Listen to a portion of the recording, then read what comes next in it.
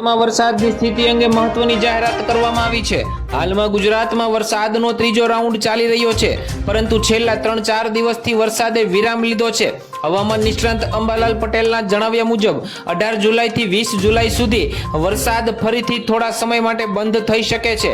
આ સમયગાળા દરમિયાન ગુજરાતમાં વરસાદની કોઈ શક્યતા નથી। જો કે 26 થી 30 જુલાઈ દરમિયાન બંગાળની ખાડીમાં નવી વરસાદી સિસ્ટમ સક્રિય થશે, જે ગુજરાતમાં ભારે વરસાદ લાવી શકે છે। ખાસ કરીને મહીસાગર, પંચમહાલ, અરવલ્લી, દાહોદ, સાબરકાંઠા, અમદાવાદ અને દક્ષિણ સૌરાષ્ટ્રના જૂનાગઢ, ગીર સોમનાથ, રાજકોટ અને અમરેલી જેવા વિસ્તારોમાં ભારેથી અતિભારે વરસાદની શક્યતા છે। આ સમયે ખેડૂતો અને નાગરિકોએ આગોતરી તૈયારીઓ કરવી જરૂરી છે। વરસાદના વિરામથી ખેતી અને રોજિંદા જીવન પર અસર થઈ શકે છે, પરંતુ આવનારા દિવસોમાં વરસાદ ફરીથી શરૂ થવાની આશા છે। સરકારે પણ વરસાદી આફતોને નિયંત્રિત કરવા માટે તૈયારીઓ શરૂ કરી દીધી છે, જેથી નાગરિકોને ઓછામાં ઓછી મુશ્કેલીનો સામનો કરવો પડે। આગામી સપ્તાહમાં હવામાન વિભાગની સૂચનાઓ પર નજર રાખવી ખૂબ જ જરૂરી છે। ત્યારબાદ મિત્રો અગત્યના સમાચાર રેશન કાર્ડને લઈને આવે છે। ભારત સરકારે રેશન કાર્ડ ધારકો માટે 8 નવા લાભોની જાહેરાત કરી છે, જે 1 જૂન 2025 થી અમલમાં આવશે। આ નવા નિયમો એપીએલ અને બીપીએલ રેશન કાર્ડ ધારકો માટે લાગુ પડશે। દરેક માન્ય રેશન કાર્ડ ધારકને દર મહિને 1000ની નાણાકીય સહાય આપવામાં આવશે। ચોમાસાના કારણે રાશન વિતરણમાં વિલંબ ન થાય તે માટે 3 મહિનાનું રાશન એડવાન્સમાં આપવામાં આવશે।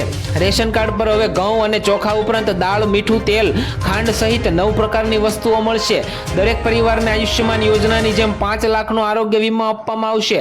ઉજ્જવલ્યા યોજના હેઠળ રજીસ્ટર્ડ મહિલાઓને વાર્ષિક 6 થી 8 સિલિન્ડર પર સબસિડી મળશે। ફિંગરપ્રિન્ટ અથવા મોબાઈલ ઓટીપી દ્વારા દેશના કોઈ પણ ખૂણેથી રાશન લઈ શકશે। આ ફેરફારોનો હેતુ ગરીબ અને મધ્યમ વર્ગના પરિવારોને આર્થિક અને આરોગ્ય સંબંધી સુરક્ષા પૂરી પાડવાનો છે। સરકારે આ યોજનાઓનો અમલ માટે રાશન વિતરણ વ્યવસ્થાને વધુ મજબૂત કરવાની યોજના બનાવી છે। નાગરિકોએ પોતાના રેશન કાર્ડની વિગતો અપડેટ રાખવી જરૂરી છે। ત્યારબાદ મિત્રો મહત્વના સમાચાર વિશે વાત કરીએ તો કેન્દ્રીય પરિવહન મંત્રી નીતિન ગડકરીએ ટોલ ટેક્સ અંગે મોટી જાહેરાત કરી છે। 15 ઓગસ્ટ 2025 થી સમગ્ર ભારતમાં 3000 થી કિંમતનો ફાસ્ટેગ આધારિત વાર્ષિક ટોલ પાસ શરૂ થશે। આ પાસ 1 વર્ષ અથવા 200 ટ્રીપ સુધી માન્ય રહેશે।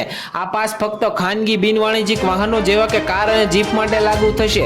આ યોજનાનો હેતુ નાગરિકોને ટોલ ટેક્સની ચૂકવણીમાં સરળતા અને ખર્ચ ઘટાડવાનો છે।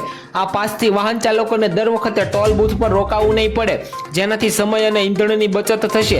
સરકારે આ યોજનાને લોકો સુધી પહોંચાડવા માટે ઓનલાઈન અને ઓફલાઈન રજીસ્ટ્રેશનની સુવિધા પણ શરૂ કરી છે। આ નવો પાસ ખાસ કરીને નિયમિત મુસાફરી કરનારાઓ માટે ફાયદાકારક રહેશે। નાગરિકોએ આ પાસનો લાભ લેવા માટે સરકારની વેબસાઇટ અથવા ટોલ બૂથ પર સંપર્ક કરવો જોઈએ। ત્યારબાદ મિત્રો અગત્યના સમાચાર વિશે વાત કરીએ તો ગુજરાતમાં સ્માર્ટ મીટરના અમલને લઈને સુરતમાં ભયંકર વિરોધ થઈ રહ્યો છે। ખાસ કરીને સુરતના પાલનપુર પાટિયા નજીકની વૃંદાવન સોસાયટીમાં રહેવાસીઓએ સ્માર્ટ મીટર લગાવવા માટે ઉગ્ર વિરોધ કર્યો છે। લોકોનું માનવું છે કે સ્માર્ટ મીટરથી વીજળીના બિલમાં વધારો થશે, જેના કારણે તેઓ આ નવી ટેકનોલોજી સ્વીકારવા તૈયાર નથી। અગાઉ પણ વીજ કંપનીના કર્મચારીઓએ સોસાયટીઓમાં સમજાવટનો પ્રયાસ કર્યો હતો, પરંતુ લોકોનો વિરોધ ઓછો થયો નથી। સ્માર્ટ મીટરનો હેતુ વીજ વપરાશને વધુ પારદર્શક અને ચોક્કસ બનાવવાનો છે, પરંતુ નાગરિકોમાં આ બાબતે ગેરસમજણ છે। હજી સરકારે આ વિરોધને શાંત કરવા માટે જાગૃતિ અભિયાન શરૂ કરવું જોઈએ, જેથી લોકોને સ્માર્ટ મીટરના ફાયદા સમજાય। આ વિરોધને લઈને વીજ કંપનીઓને સ્થાનિક વહીવટી તંત્ર સામે પડકારો ઊભા થયા છે। મિત્રો વાત કરીએ તો ભારતીય રિઝર્વ બેંકે 1 જાન્યુઆરી 2026 થી 3 પ્રકારના બેંક ખાતાઓ બંધ કરવાનો નિર્ણય લીધો છે। પ્રથમ કે 12 મહિનાથી કોઈ નાણાકીય પ્રવૃત્તિ ન થયેલા ખાતાઓ નિષ્ક્રિય કરવામાં આવશે। બીજું કે લાંબા સમયથી ઝીરો બેલેન્સ ધરાવતા ખાતાઓ બંધ થશે। ત્રીજું કે 2 વર્ષથી વધુ સમયથી કોઈ વ્યવહાર ન થયેલા ડેમોટ ખાતાઓ પણ બંધ થશે। આ નિર્ણયનો હેતુ બેન્કિંગ સિસ્ટમને સુરક્ષિત અને કાર્યક્ષમ બનાવવાનો છે। નાગરિકોએ પોતાના ખાતાઓની સ્થિતિ તપાસીને તેને સક્રિય રાખવા માટે જરૂરી પગલાં લેવા જોઈએ, જેથી ખાતું બંધ થવાની સમસ્યા ન થાય। ત્યારબાદ મિત્રો વાત કરીએ તો ગુજરાત સરકારે ખેડૂતો માટે 25,000ની સાધન સહાય યોજના જાહેર કરી છે। આ યોજના હેઠળ નાના મોટા ખેડૂતોને સનેડો અથવા મિની ટ્રેક્ટર ખરીદવા માટે ટ્રેક્ટરની કિંમતના 25% અથવા તો 25,000 જે ઓછું હોય એની સહાય આપવામાં આવશે। આ યોજનાનો હેતુ ખેતીને વધુ આધુનિક અને ઉત્પાદક બનાવવાનો છે। મુખ્યમંત્રી ભૂપેન્દ્ર પટેલના નેતૃત્વ હેઠળ આ યોજના ખેડૂતોને આર્થિક રીતે મજબૂત કરશે। ખેડૂતોએ આ યોજનાનો લાભ લેવા માટે સરકારી પોર્ટલ પર અરજી કરવી જરૂરી છે। ત્યારબાદ મિત્રો વાત કરીએ વડોદરામાં ગંભીરા બ્રિજ દુર્ઘટના બાદ ગુજરાત સરકારે ઇન્ફ્રાસ્ટ્રક્ચર સુધારણા માટે તાબડતોડ પગલાં લીધા છે. મુખ્યમંત્રી ભૂપેન્દ્ર પટેલે રાજ્યના રસ્તાઓ, પુલો અને મરામતની કામગીરીની ગુણવત્તા ચકાસવા અધિકારીઓને સૂચના આપી છે. ચોમાસામાં ભારે વરસાદથી થયેલા નુકસાનની મરામત માટે યુદ્ધના ધોરણે કામ શરૂ થયું છે.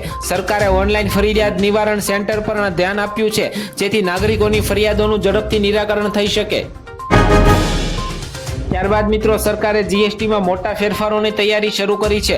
12% જીએસટી સ્લેબ નાબૂદ થઈ શકે છે, જેનાથી નાગરિકોને મોંઘવારીમાં રાહત મળશે. પ્રધાનમંત્રી કાર્યાલય આ ફેરફારોને સૈદ્ધાંતિક મંજૂરી આપી દીધી છે. ઓગસ્ટમાં યોજાનારી જીએસટી કાઉન્સિલની બેઠકમાં આ પ્રસ્તાવ રજૂ થશે. આ ફેરફારથી જરૂરી ચીજવસ્તુઓના ભાવ ઘટશે, જે નાગરિકો માટે ફાયદાકારક રહેશે. ત્યારબાદ મિત્રો અગત્યના સમાચાર વિશે વાત કરીએ તો ગુજરાતમાં સ્માર્ટ મીટરના અમલને લઈને સુરતમાં ભયંકર વિરોધ થઈ રહ્યો છે. ખાસ કરીને સુરતના પાલનપુર પાટિયા નજીકની વૃંદાવન સોસાયટીમાં રહેવાસીઓએ સ્માર્ટ મીટર લગાવવા માટે ઉગ્ર વિરોધ કર્યો છે. લોકોનું માનવું છે કે સ્માર્ટ મીટરથી વીજળીના બિલમાં વધારો થશે, જેના કારણે તેઓ આ નવી ટેકનોલોજી સ્વીકારવા તૈયાર નથી. અગાઉ પણ વીજ કંપનીના કર્મચારીઓએ સોસાયટીઓમાં સમજાવટનો પ્રયાસ કર્યો હતો, પરંતુ લોકોનો વિરોધ ઓછો થયો નથી. સ્માર્ટ મીટરનો હેતુ વીજ વપરાશને વધુ પારદર્શક અને ચોક્કસ બનાવવાનો છે, પરંતુ નાગરિકોમાં આ બાબતે ગેરસમજણ છે. હજી સરકારે આ વિરોધને શાંત કરવા માટે જાગૃતિ અભિયાન શરૂ કરવું જોઈએ, જેથી લોકોને સ્માર્ટ મીટરના ફાયદા સમજાય. આ વિરોધને લઈને વીજ કંપનીઓને સ્થાનિક વહીવટી તંત્ર સામે પડકારો ઊભા થયા છે.